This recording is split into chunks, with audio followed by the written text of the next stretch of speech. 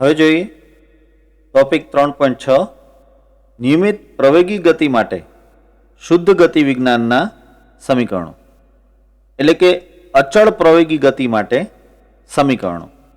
વિદ્યાર્થી મિત્રો, અચળ પ્રવેગી ગતિ માટેના આ સમીકરણો મુખ્યત્વે 3 છે અને આ ત્રણેય સમીકરણ ખૂબ જ ઉપયોગી છે। સૌથી પહેલાં આપણે આમાં જે સંજ્ઞાઓનો ઉપયોગ કરવાના છીએ એ બરાબર સમજી લઈએ। આપણે અહીં એક્સ લેશું। એક્સ એ સ્થાનાંતર માટે હશે, ત્યારબાદ અહીં v0 સંજ્ઞાનો ઉપયોગ કરીશું, એ પ્રારંભિક વેગ માટે હશે,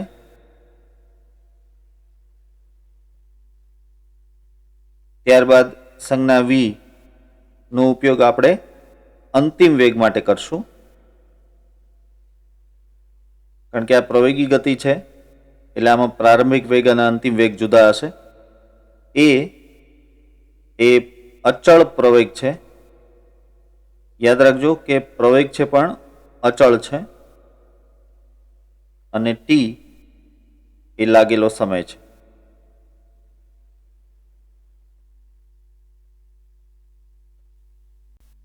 હવે એક અચળ પ્રવેગી ગતિ માટેનો આ આલેખ ધ્યાનમાં લો। અહીં તમે જોઈ શકો છો કે આ v વિરુદ્ધ t નો આલેખ છે અને આલેખ આવી રીતે સુરેખ છે। એ દર્શાવે છે કે આ અચળ પ્રવેગી ગતિ હોવી જોઈએ। અહીં પ્રારંભિક વેગ છે અને અહીં અંતિમ વેગ છે, તો આ પ્રારંભિક વેગ અને અંતિમ વેગ દર્શાવી દઈએ। પ્રારંભિક વેગને સંજ્ઞા આપશું v0 અને અંતિમ વેગને સંજ્ઞા આપશું v। ત્યારબાદ અહીં સમય લાગેલો છે, એ સમયને આપણે નામ આપી દઈએ સમય t।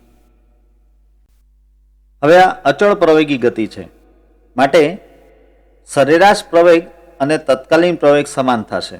સમજો વિદ્યાર્થી મિત્રો, આલેખ સુરેખ છે એટલે આ આખા આલેખનો તમે ઢાળ લ્યો એ તમને મળશે સરેરાશ પ્રવેગ, અને તમે કોઈ પણ બિંદુ પાસે ઢાળ લ્યો, કોઈ પણ બિંદુ પાસે સ્પર્શક દોરીને ત્યાં ઢાળ લ્યો તો તે ઢાળ પણ આટલો જ મળશે જે આખા આલેખનો મળશે, હા કે ના?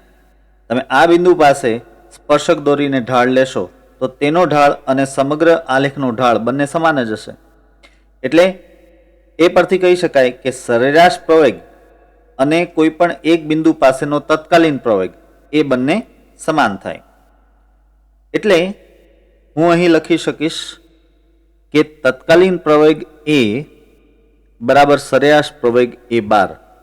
હવે સરેરાશ પ્રવેગનું સૂત્ર શું છે? v2 v1 ના છેદમાં t2 t1। v2 એટલે કે અંતિમ વેગ। હવે આપણા કિસ્સામાં અંતિમ વેગ છે v અને માઇનસ v1 એટલે પ્રારંભિક વેગ, પણ પ્રારંભિક વેગ છે v0 ના છેદમાં સમય t2 t1, પણ અહીં સમય લેશું આપણે t -0। સીધું જ છે। હવે આ પરથી આપણે લખી શકીએ કે at બરાબર v v0, અને તો આ પરથી આગળ કહી શકાય કે v બરાબર v0 પ્લસ at। v બરાબર v0 પ્લસ at। આ થઈ ગયું સૌથી પહેલું અગત્યનું સમીકરણ। આ દર્શાવે છે કે અંતિમ વેગ v એ પ્રારંભિક વેગ v0 અને a અને t ના ગુણાકારના સરવાળા જેટલું હોય છે। આ થયું અચળ પ્રવેગી ગતિનું એટલે કે નિયમિત પ્રવેગી ગતિનું પ્રથમ અગત્યનું સમીકરણ, v બરાબર v0 પ્લસ at। હવે આગળનું સમીકરણ મેળવીએ એ પહેલા તમને એક વાત ખબર હોવી જોઈએ કે v વિરુદ્ધ t ના આલેખની નીચેના ભાગનું ક્ષેત્રફળ, આ v વિરુદ્ધ t નો આલેખ થયો, તેનો આ નીચેનો જે ભાગ છે તેનું ક્ષેત્રફળ, આ કુલ ક્ષેત્રફળ હું લઉં છું, એ આપણને શું આપે છે? એ આપે છે આપણને સ્થાનાંતર। યાદ રાખજો, v વિરુદ્ધ t ના આલેખના નીચેના ભાગનું ક્ષેત્રફળ એ આપણને આપે છે સ્થાનાંતર। ધારો કે આ ભાગનું ક્ષેત્રફળ છે a1 અને આ ભાગનું ક્ષેત્રફળ છે a2, તો આ સમગ્ર ક્ષેત્રફળ સ્થાનાંતર જેટલું હશે। તો હવે આ ક્ષેત્રફળ આપણે લઈએ। આ બંને ક્ષેત્રફળ અલગ અલગ એટલા માટે દર્શાવ્યા છે કે આ જે A1 ક્ષેત્રફળ છે એ આપણને ત્રિકોણના સમીકરણ ઉપરથી મળી શકે અને A2 ક્ષેત્રફળ છે એ આપણને લંબચોરસના ક્ષેત્રફળના સમીકરણ પરથી મળી શકે. તો અહીં હું લખીશ કે 0 થી t સમયમાં થયેલું સ્થાનાંતર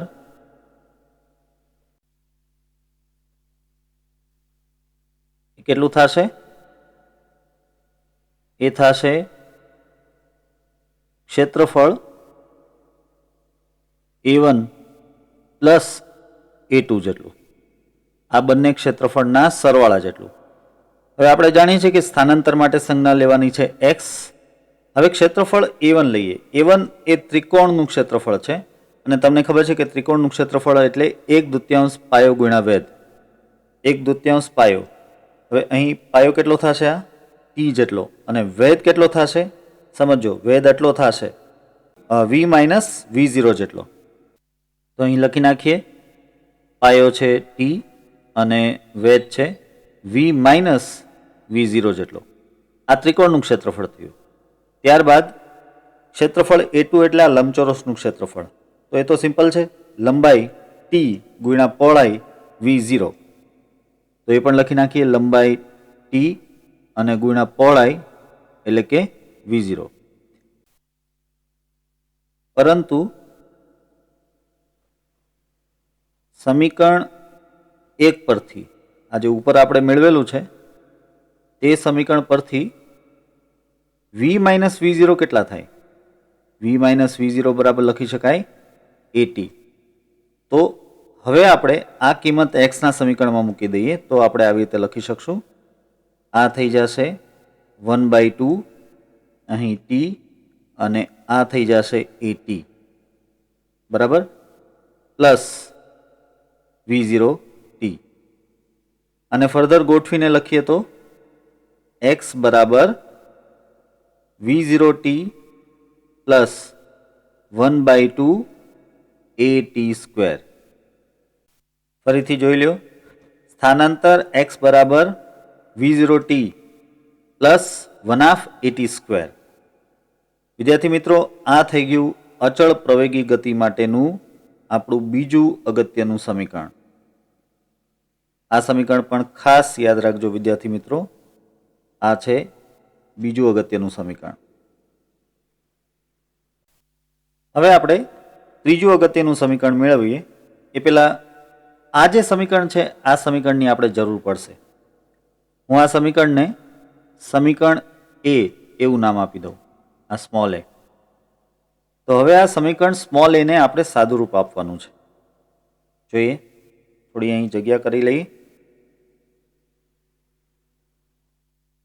આ સમીકરણ સ્મોલ a દેખાય છે. ચાલો હવે લખીએ, સમીકરણ સ્મોલ a ને સાદું રૂપ આપતા સમીકરણ સ્મોલ a ને સાદુરૂપ આપીએ તો આમ મળશે, x બરાબર 1/2 vt minus 1/2 v0t plus v0t. બરાબર ને? હવે આ માઇનસ 1/2 v0t અને પ્લસ v0t એટલે તમને મળશે 1/2 સમજો v plus v0 into t. અહીંયા માઇનસ 1/2 v0t અને v0t બરાબર થઈ જશે પ્લસ 1/2 v0t. તો આ 1/2 કોમન લઈ લીધા છે અને આ છે v0 અને t. હવે આ સમીકરણમાં ફર્ધર t ની કિંમત આપણે મૂકશું. કઈ રીતે સમજો? આપણું જે પહેલું સમીકરણ છે, સમીકરણ 1 માંથી આપણને t શું મળશે સમજો? t મળશે v minus v0 by a. હા કે ના? કારણ કે પહેલું સમીકરણ શું છે? v બરાબર v0 પ્લસ at, અથવા તમે કહી શકો v માઇનસ v0 બરાબર at. તો આ t બરાબર v minus v0 by a. આ કિંમત આપણે ઉપરના સમીકરણમાં મૂકીએ તો x બરાબર તમે લખી શકો 1/2, અહીં આ છે v પ્લસ v0 અને ગુણાકારમાં આપણે t ની કિંમત મૂકીએ છીએ v minus v0 by a. સાદરૂપ આપીએ તો આ રીતે લખી શકાશે x બરાબર v square minus v0 square upon 2a. બરાબર ને? કારણ કે આ જે v પ્લસ v0 અને ગુણાકારમાં v માઇનસ v0 એટલે કે v square minus v0 square થઈ જાય. હવે આ સમીકરણને આપણે ગોઠવીને મૂકીએ તો આમ લખી શકાય કે v square minus v0 square બરાબર 2ax. બરાબર ને? v square minus v0 square બરાબર 2ax. વિદ્યાર્થી મિત્રો, આ થઈ ગયું ત્રીજું અગત્યનું સમીકરણ. અહીં પણ આપણે બ્રેકેટ કરી લઈએ. અચળ પ્રવેગી ગતિના 3 અગત્યના સમીકરણમાંનું આ ત્રીજું અગત્યનું સમીકરણ પણ મળી ગયું. અહીં એક વાત સમજી લઈએ આપણે કે આપણે સ્થાનાંતર તરીકે x લીધેલું છે. એનો મતલબ એમ થયો કે જે પ્રારંભિક સ્થાન છે એ 0 છે અને અંતિમ સ્થાન છે x છે, માટે સ્થાનાંતર થયું x માઇનસ 0 એટલે કે x. પણ જો t બરાબર 0 સમયે સ્થાન x0 હોય તો આ સમીકરણમાં થોડાક ફેરફાર કરીને આવી રીતે લખી શકાય. અહીં નોંધ કરીને લખીએ. જો t બરાબર 0 સમયે નું સ્થાન x0 હોય, 0 ન હોય પણ x0 હોય, તો આ જે ત્રણેય સમીકરણ છે એ આવી રીતે આવશે. જો પહેલા સમીકરણમાં કાંઈ ચેન્જ નહીં આવે, v બરાબર v0 પ્લસ at જ રહેશે, નો ચેન્જ. પરંતુ જે બીજું સમીકરણ છે એ બીજા સમીકરણમાં અહીં તમે લખી શકશો x માઇનસ x0 બરાબર v0t પ્લસ 1/2 at સ્ક્વેર. સમજી ગયા? જ્યાં x છે ત્યાં x માઇનસ x0 આવશે અને તો પછી અંતિમ સ્થાન x, હવે જે x છે એ શું બની જશે? અંતિમ સ્થાન x બરાબર લખી શકાશે x0 plus v0t plus 1/2 at square. અત્યારે x અંતિમ સ્થાન બની ગયું. અને ત્રીજું જે સમીકરણ છે એ ત્રીજા સમીકરણમાં પણ ચેન્જ આવશે. તમે v square minus v0 square બરાબર 2ax ને બદલે લખી શકશો હવે x માઇનસ x0. સ્થાનાંતર x માઇનસ x0. અને તો એ પરથી માત્ર v સ્ક્વેર મેળવવો હોય તો, અંતિમ વેગ v સ્ક્વેર મેળવવો હોય તો v0 square plus 2a x minus x0 આ રીતે સમીકરણ મળશે. તમે જો વિદ્યાર્થી મિત્રો, આ ત્રણેય સમીકરણ અલગ અલગ પ્રકારના છે. વિદ્યાર્થી મિત્રો, આ ત્રણેય સમીકરણ કોઈ પણ અચળ પ્રવેગી ગતિમાં લગાડી શકાય. ત્રણેય સમીકરણ લગાડી શકાય. ત્રણેય સમીકરણ એક જ અચળ પ્રવેગી ગતિમાં લગાડી શકાય. આ ત્રણેય સમીકરણમાં એક ખાસિયત જુઓ. જો આ જે પહેલું સમીકરણ છે તેમાં સ્થાનાંતર નથી. અહીં x અથવા તો x માઇનસ x0 નથી. જ્યારે આ બીજા સમીકરણમાં સ્થાનાંતર છે, પરંતુ આમાં જો તમે ક્યાંય અંતિમ વેગ નથી, અંતિમ વેગ v આમાં નથી.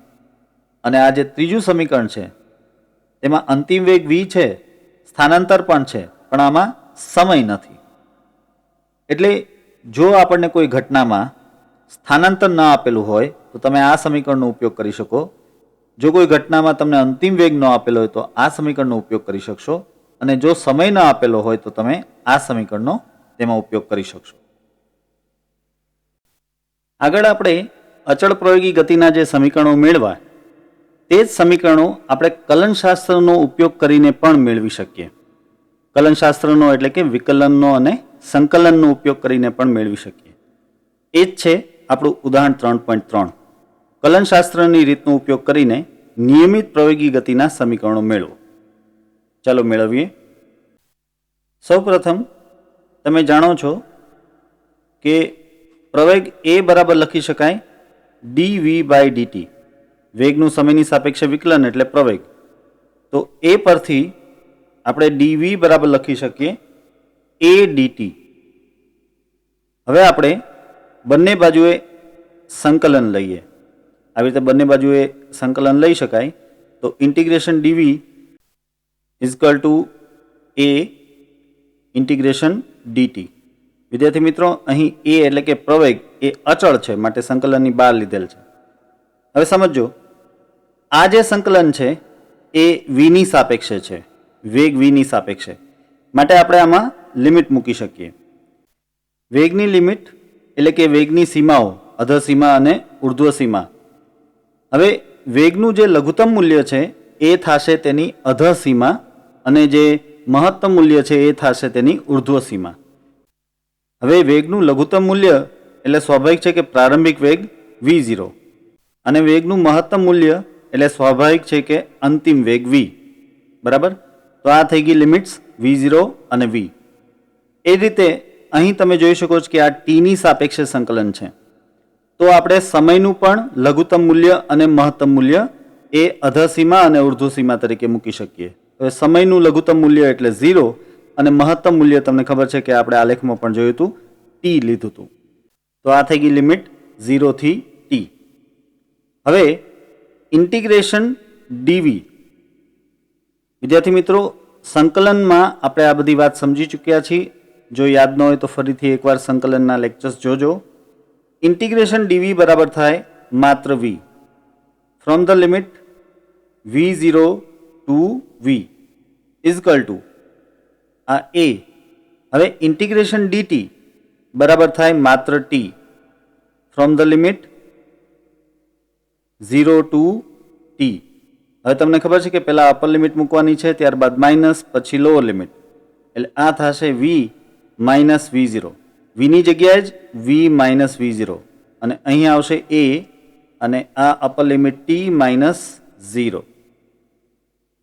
તો સાદરૂપ આપીએ એટલે આ સમીકરણ બની જાય v is equal to v0 plus at.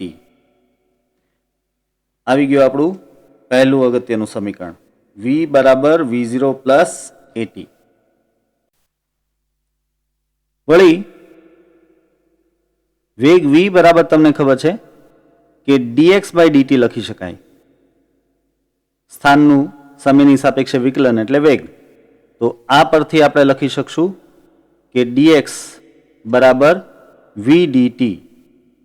અને તો અહીં બંને બાજુએ ઇન્ટિગ્રેશન લઈ લઈએ તો integration dx is equal to integration v dt. પરંતુ સમીકરણ 1 પરથી v ની કિંમત આપણે આમ મૂકી શકીએ, v0 પ્લસ at અને dt. હવે આ ઇન્ટિગ્રેશનને ફર્ધર આમ લખી શકાય, ઇન્ટિગ્રેશન dx બરાબર ઇન્ટિગ્રેશન v0 dt પ્લસ એ અચળાંક છે, બહાર આવી જશે, ઇન્ટિગ્રેશન t dt. વળી અહીં આપણે લિમિટ્સ મૂકશું. તમે જો આ x ની સાપેક્ષે સંકલન થઈ રહ્યું છે, x એટલે કે સ્થાન, તો સ્થાનનું લઘુત્તમ મૂલ્ય અને મહત્તમ મૂલ્ય એ આમાં અધર સીમા અને ઉર્ધ્વ સીમા તરીકે મૂકી શકાય. લઘુત્તમ મૂલ્ય સ્થાનનું હતું x0, મહત્તમ મૂલ્ય x. ત્યારબાદ અહીં તમે t ની સાપેક્ષે સંકલન કરી રહ્યા છો, અહીં પણ t ની સાપેક્ષે સંકલન કરી રહ્યા છો. તો t નું લઘુત્તમ મૂલ્ય આવે 0, મહત્તમ મૂલ્ય t. અહીં પણ t નું લઘુત્તમ મૂલ્ય આવે 0, મહત્તમ મૂલ્ય t. તો હવે આ પદ આમ લખી શકાશે, ઇન્ટિગ્રેશન dx બરાબર થઈ જાય છે x અને લિમિટ્સ મૂકી દઈએ તો અહીં x0 અને અહીં x બરાબર. હવે અહીં એક ખાસ વાત સમજવાની, v0 એ પ્રારંભિક મૂલ્ય છે, વેગનું પ્રારંભિક મૂલ્ય, અને એક અચળ બાબત છે. સમજો, એક ઘટનામાં આપણે એમ કહીએ કે ભાઈ પ્રારંભિક વેગ 10 મીટર પ્રતિ સેકન્ડ હતો, તો એ હંમેશા માટે પ્રારંભિક વેગ તો 10 જ કહેવાશે ને. હવે એટલે 10 બદલાશે નહીં, મીન્સ કે પ્રારંભિક વેગ બદલાશે નહીં. તો પ્રારંભિક વેગ એક સંખ્યા થઈ ગઈ, એક અચળાંક થઈ ગયો. તો અચળાંક તો બહાર આવી જશે સંકલનની. એટલે આપણે અહીં દર્શાવી શકશું આ અચળાંક v0 બાર અને જે વધે છે એ છે ઇન્ટિગ્રેશન dt. તો ઇન્ટિગ્રેશન dt એટલે માત્ર t. તો આ t અને લિમિટ્સ થઈ જાય 0 થી t પ્લસ એ તો અચળાંક છે બાર જ છે અને t નું ઇન્ટિગ્રેશન તમને યાદ હશે t²/2 આવશે. અને હવે તમે અહીં લિમિટ્સ પણ દર્શાવી શકશો 0 to t. હવે અપર લિમિટ ત્યારબાદ માઇનસ ત્યારબાદ લોઅર લિમિટ એટલે લખી શકાશે અહીં x minus x0 is equal to v0 અહીં લખશો આપણે t માઇનસ 0 પ્લસ અહીં આ 1/2 a. જો વિદ્યાર્થી મિત્રો આ 2 જે છે છેદમાં એ તો અચળ છે, તેને લિમિટ સાથે કાંઈ લેવા દેવા નથી એટલે એને બહાર લઈ લીધું 1/2 a. અને ત્યારબાદ આ t² માં અપર લિમિટ t જ મૂકવાની છે એટલે t² થશે અને લો લિમિટ 0 મૂકવાની છે તો 0 થઈ જશે. અને ગોઠવીને લખીએ તો આ સમીકરણ થશે x minus x0 is equal to v0t plus 1/2 at². x minus x0 એટલે કે સ્થાનાંતર, તો સ્થાનાંતર બરાબર v0t પ્લસ 1/2 at². જો વિદ્યાર્થી મિત્રો આપણું બીજું અગત્યનું સમીકરણ પણ આવી ગયું. અહીં આપણે x0 બરાબર 0 લીધેલા નથી એટલા માટે થઈને x માઇનસ x0 પ્રકારનું સમીકરણ આવ્યું છે. આ છે બીજું અગત્યનું સમીકરણ. તમે આ પરથી આવું પણ લખી શકો કે અંતિમ સ્થાન x બરાબર x0 plus v0t plus 1/at². બરાબર ને? આ રીતે પણ લખી શકાય. હજુ પણ એક સમીકરણ બાકી છે નહીં? ચાલો એ પણ મેળવી લઈ. એ માટે થોડી જગ્યા કરી લઈએ અહીં. ચાલો હવે જોઈએ. આપણે જાણીએ છીએ કે પ્રવેગ એ બરાબર તમે શું લખી શકો? dv/dt. પરંતુ dv/dt ને આમ પણ લખી શકાય dv/dx અને ગુણાકારમાં dx/dt. બરાબર? હવે સમજો અહીં જે dx/dt છે એ તો વેગ છે એટલે હું અહીં વેગ મૂકી દઉં તો આ સમીકરણ બની જશે a ઇઝકલ ટુ v અને ત્યારબાદ dv/dx. મેં અત્યારે dx/dt બરાબર વેગ v લઈ લીધા. હવે ફર્ધર આ સમીકરણને આમ લખી શકાય a સાથે dx ને ગુણી નાખું છું ઇઝકલ ટુ v અને dv. હવે આપણે બંને બાજુએ ઇન્ટિગ્રેશન લઈએ તો એ તો અચળાંક છે, અચળ પ્રવેગી ગતિ છે એટલે અચળાંક છે, તો એ સંકલનની બહાર આવશે ઇન્ટિગ્રેશન dx ઇઝકલ ટુ અહીં આવશે ઇન્ટિગ્રેશન v dv. હવે આપણે લિમિટ્સ મૂકવી છે એટલે પહેલાં સમજી લો કે આ ઇન્ટિગ્રેશન x ની સાપેક્ષે છે તો અહીં x ની લિમિટ્સ આવશે. આ ઇન્ટિગ્રેશન વેગ v ની સાપેક્ષે છે તો અહીં વેગની લિમિટ્સ આવશે. તો x ની લઘુત્તમ લિમિટ શું થાય? x0. મહત્તમ લિમિટ x. વેગની લઘુત્તમ લિમિટ શું થાય? v0 અને મહત્તમ લિમિટ v. તો હવે આ થશે a. હવે જો ઇન્ટિગ્રેશન dx એટલે શું? માત્ર x અને લિમિટ્સ લખી નાખું તો આ x0 અને x ઇઝકલ ટુ હવે v નું ઇન્ટિગ્રેશન કરીએ તો શું આવશે? v²/2 from the limits v0 to v. હવે આપણે પહેલા upper limit minus lower limit મૂકવાની હોય તો આ થઈ જશે a x minus x0 is equal to આ 1/2 બહાર લઈ લઈએ અને અપર લિમિટ મૂકશું તો v² માઇનસ લોઅર લિમિટ મૂકશું તો v0². આ પદને જરા ગોઠવીને લખીએ તો આમ આવી જશે કે v² માઇનસ v0² બરાબર 2a x માઇનસ x0. જોયું વિદ્યાર્થી મિત્રો, આ આવી ગયું તમારું ત્રીજું અગત્યનું સમીકરણ અચળ પ્રવેગી ગતિ માટે. તો આ રીતે આપણે અચળ પ્રવેગી ગતિના સમીકરણોને કલનશાસ્ત્રની રીતથી પણ મેળવી શકીએ છીએ.